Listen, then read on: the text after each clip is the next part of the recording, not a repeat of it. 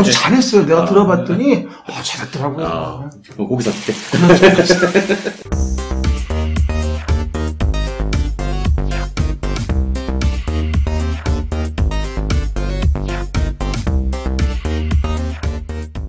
안녕하세요. 반갑습니다. 반갑습니다. 부동산 학개론 이종호 TV 채널을 운영하고 있는 부동산 학개론 가게는 이종호입니다. 반갑습니다. 안녕하십니까. 이상권 권익공법 TV 채널을 운영하는 부동산 공법, 신바람 공법, 권익공법 이상권입니다. 예, 유린입니다. 유튜브 입성한 지 얼마 안 됐으니까 많은 지도 편달. 많은 지도 편달. 키워주십시오. 좋아요. 댓글 하시기 바랍니다. 오늘은 이제 우리 시청자들이 좀 궁금해하시는 건데 분양권이라는 것과 입주권, 입주자로 감정된 지위죠. 분양권과 입주권의 차이점 그리고 그것들의 어떤 장단점을 우리 권익공법쌤 모셨으니까 권익공법쌤이 아주 쉽게 그리고 속 시원하게 분양권은 뭐고 입주권은 뭔지 공통점과 차이점, 특장점에 대해서 얘기를 좀 해주실 겁니다. 근데 이 부분들을 말하면 또 굉장히 복잡해요, 사실은요. 단순하면 굉장히 단순한데, 또 많이 말하면 굉장히 복잡해집니다. 또 오늘은 단순하게 간단히 말씀드리면, 공통점부터. 분양권, 입주권의 공통점은 어쨌든 모든 신규주택을 마련할 때 쓰이는 용어라고 이해하시면 됩니다. 그렇죠? 신규주택 마련할 때 쓰는 거. 들어갈 수 있는 권리죠. 그렇죠. 신규주택에 들어갈 수 있는 권리를 분양권 등. 근데 이제 입주권이라고 하는 것은 보통은 이제 조합을 만들어서 우리가 지어지는 주택에 대한 부분 얘기하는데 보통 재개발, 재건축을 진행하는 경우 등에 조합원이 새로 입주할 수 있는 권리를 보통 우리 뭐라 한다? 입주권이라고. 입주권이라고 한다. 그렇죠. 대부분 고민을 많이 해요. 청약을 할 거냐, 이러면서 말이죠. 근데 문제는 이제 기본적으로 청약하려면 이제 가입 기간이니, 무슨 무주택 기간이니, 부양가족 수니, 뭐니, 이런 걸 따져야 되거든요. 저도 처음에 그래가지고 청약을 멀리 했었어요, 저는. 그런 게 안 되니까, 기본적으로. 그럼 방법이 뭐냐? 고민해봤더니, 그러면, 노후불량 건축물 모여있는 곳에, 재개발, 재건축 조합을 만드는 곳에 가서 구축, 옛날 집을 사는 겁니다. 그래가지고, 그거 가지고 지분을 인정받고, 나중에 새로 집이 지어지면, 그 조합원 지위로서 내가 새 집을 받는 거죠. 보통 이럴 때 보통 우리가 입주권이라고 합니다. 그럼 입주권은 이제 청약 통장이 전혀 필요 없는 거죠. 그렇죠. 없는 거죠. 그런 장점이 있는 거예요. 예. 그리고 보통 이제 그 재개발, 재건축에 돼도 요만했던 걸 이만하게 시니까 당연히 뭐가 남는 게 있잖아요. 이건 일반 분양이겠죠. 그렇죠. 이건 청약으로 가지만 조합원 분에 대한 부분은 청약이 아니거든요. 그렇죠. 그러니까 아무래도 통장 가입도 필요 없는 것이고 등등등. 그리고 일반 분양보다도 200~300만 원 정도씩 조합원 분양가는 싸고. 그렇죠. 그리고 저도 재개발, 재건축 다 조합원 해봤지만 가보면은 보통 일반 분양하는 부분보다 조합원분은 하다못해 발코니 확장이라든가 무슨 안에 에어컨 같은 시스템으로 해준다든가 이런 거에 대한 부분에 굉장히 플러스가 많아요. 그렇죠. 이런 것들 위주로 하기 때문에 그분들이 입주권에 대한 부분을 과거에 참 선호했었죠. 동호수 추첨도 먼저 그렇죠. 먼저 하는 거니까. 또 로얄층 위주로 좀 먼저 주기도 하고. 그리고 아무래도 이제 30대 저도 이제 유튜브에서 이종호 청약 검색해 보시면 제가 청약 강의를 아주 잘했어요. 잘했죠. 잘했어요. 예. 청약 강의를 했었는데. 전국 최고란 말이에요. 그렇죠. 일단 맛있는 거 사줄게요. 예, 사드릴게요, 오늘. 입주권 같은 경우는 이제 아무래도 30대, 20, 30대 같은 경우는 청약가점이 상당히 낮지 않습니까? 맞아요. 예, 가입 기간이라든지, 부양가족 수라든지, 무주택 기간 같은 게, 사실 무주택 기간은 30세부터 선정을 하다 보니까, 청약가점이 너무 낮다 보니까, 그런 분들은. 제가 그때가 30대였군요. 그렇죠. 그래서 그랬나 보다. 한 30년 전인가요? 아니죠, 한 10년 전인가. 아무래도 그분들은 이제 아무래도 분양권 쪽보다는 입주권을 노리는 게 맞지 않겠느냐. 재개발, 재건축 조합원들이 새 집을 받을 수 있는 권리다.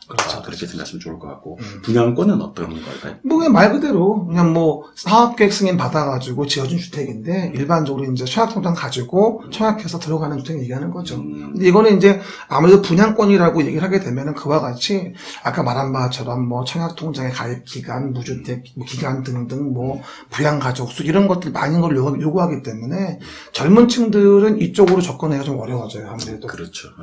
근데 요즘에 또 이렇게 지금 정부에서 이제 재건축 재개발을 통제하고 뭐 못하게 하다 보니까 다시 또 이제 청약 광풍이 불면서 그런 쪽으로 또 흘러가는 분위기였다가 다시 완화하면서 다시 아니게 된 거죠.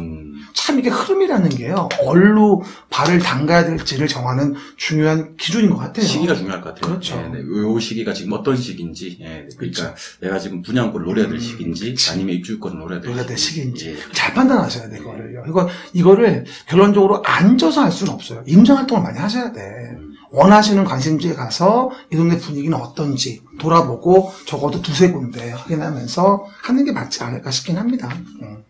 아무래도 분양권은 예전에는 뭐 분양권이 주택수에 포함되지 않았었는데 요즘에는 또 주택수에 또 포함이 된다. 그리고 그 분양권 같은 경우는 사실은 이제 또 예전에는 분양권 전매도 많이 가능했었지 않습니까? 그렇죠. 근데 요즘에는 사실은 여러 가지 규제가 많아요. 청약에서는 이제 전월세 금지법이라고 해서 무조건 이제 청약으로 분양가 상한제 실시되는 지역인데 분상 지역에서 이제 주택을 청약에 당첨이 되면 그 지역에 주택에 의무적으로 살아야 되는 그렇죠. 의무 거주 기한도 있다 보니까 맞아.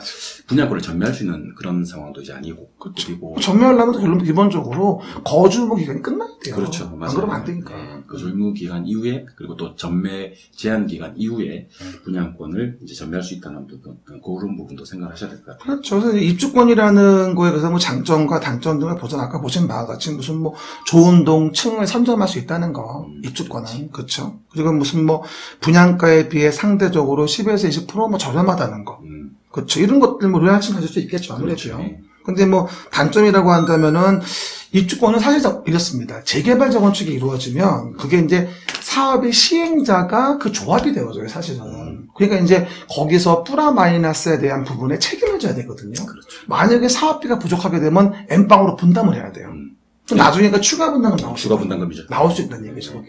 그렇죠. 그래서 원래는 무슨 뭐 내가 종전주택에 대한 부분에 뭐 2억 원에 대한 샀는데 평가받은 건 1억 원이었고 뭐 새 집은 3억이어서 2억을 더 내라 이랬는데 나중에 여러 등등 비용이 올라가는 바람에 아니다 3억을 더 내야 된다 이런 문제가 추가 분담금이 생겨서 한참 또 말이 많았었어요. 그런 단점이 있죠. 요즘은 또 추가 분담금도 추가 분담금이지만 재건축 같은 경우는 재초안 그렇죠. 예, 재건축 초과의 환수 금액도 생각 꼭 반드시 하셔야 될 것 같아요. 그것도 근데 정확하지가 않으니까 얼마가 나올지. 그렇죠. 예전 금액은 나오지만 예. 확실한 건 아니잖아요. 사례가 예전에 뭐 이렇게 한남동의 일부 사례가 맞아, 좀 맞아. 있고 그 이후로는 유명무실해져서 그렇죠. 지금 이제 구체적인 사례는 아직까지 안 나와봤으니까 뭐 시뮬레이션 돌린다고 얘기 돌린 건 돌렸는데 예. 아직까지는 좀 정확한 금액을 산정하는 기준도 그렇죠. 유권 해석도 잘 없는 상황이라서 그런 부분도 추가 분담금 문제도 있고 그리고 이제 아무래도 구주택인 구축을 사야 되기 때문에 뭐 초기 분담금이 더 많을 수도 있고 그렇죠. 많이 그렇죠. 나올 수 그러니까 그런 부분하고 이제 은행 금리 부분 같은 거 이런 것도 고려하면서 따져봐야 돼요.